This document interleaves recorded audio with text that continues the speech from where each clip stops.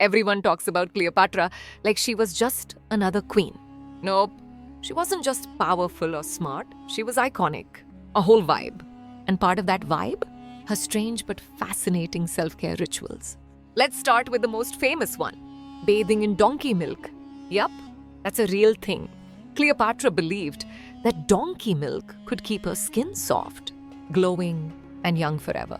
And get this, she didn't just keep a little in a bowl like moisturizer. No, this woman needed 700 donkeys just to draw enough milk for one single bath. Imagine that, a full royal bath filled to the brim with warm, frothy donkey milk. It sounds ridiculous now, but honestly, there might be some science to it. Donkey milk has lactic acid, which is basically nature's way of gently peeling off dead skin cells. It helps brighten and smooth the skin. So yeah, maybe Cleopatra was way ahead of the skincare game. Move over, modern beauty brands. But she didn't stop with milk baths. Cleopatra had a spa routine that would make today's influencers jealous. She used honey and aloe vera on her face. Yep, totally natural stuff. Because honey keeps skin soft and bacteria free, while aloe cools and heals. No fancy packaging, no 10-step routine. Just pure, raw ingredients. And her hair? Apparently, she used a mix of castor oil and herbs to keep it dark and strong. If you've seen those Egyptian paintings with silky black hair, she wanted that shine for real. Rumor has it, she'd also soak her scalp with rose water. Imagine walking around smelling like a literal garden all day. Not bad for years and years ago. Huh? Then there's her obsession with fragrance. Cleopatra didn't just wear perfume. She made it. She literally had her own perfume lab. A royal one. Historians say she worked with perfumers in Alexandria to create custom blends, scents no one else could wear. Some even say she had entire rooms and clothes soaked in scent, so strong that people could smell her coming before she entered the room. But there's a story that when she sailed up the Nile to meet Mark Antony, the wind carried her perfume ahead of her. The moment he smelled it, he knew she was near. That's not perfume, that's magic. Now, Cleopatra also believed in using her looks for power, full-on goddess energy. She didn't just want to look divine. She wanted people to believe she was divine. So, she dressed like the goddess Isis, not just on stage, not for festivals. Like, all the time. White linen robes, gold accessories, elaborate collars, and that signature headpiece. She was basically doing cosplay before cosplay was cool. But this wasn't about fashion. It was psychological warfare. People looked at her and saw a goddess walking among mortals. And once they believed it, they treated her like it. Even her makeup game was next level. You've seen those famous Egyptian eyes, right?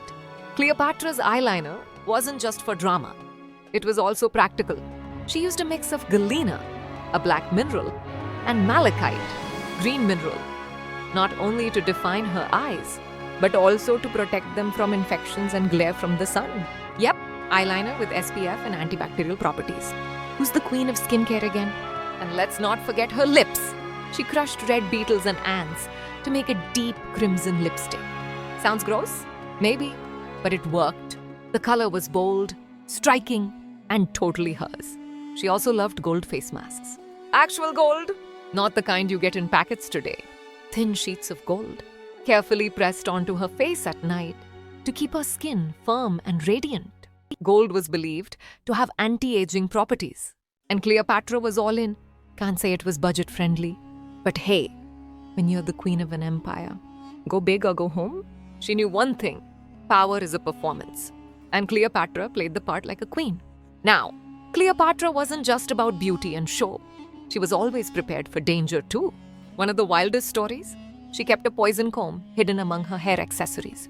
See, back then, you couldn't exactly resign or retire from politics.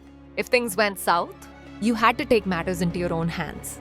Cleopatra supposedly had a hairpin or comb coated with deadly poison, maybe from snake venom or crushed herbs. Small, elegant, but deadly. It was her get out of empire free card, a backup plan, just in case. Of course, the most famous tale is her death by asp, letting a venomous snake bite her arm to end her life with dignity. But some historians say that's probably more symbolic than real. The poison comb theory might be closer to the truth. Either way, she chose her end, and she made sure it was as iconic as her life. She wasn't just a queen. She was a chemist, an artist, a performer, a ruler, a seductress, and a legend, wrapped into one dazzling woman. So the next time someone tells you Cleopatra was just pretty, remember the donkey milk, the custom perfumes, the deadly hairpin. Cleopatra knew exactly what she was doing. And honestly, she's still running the game.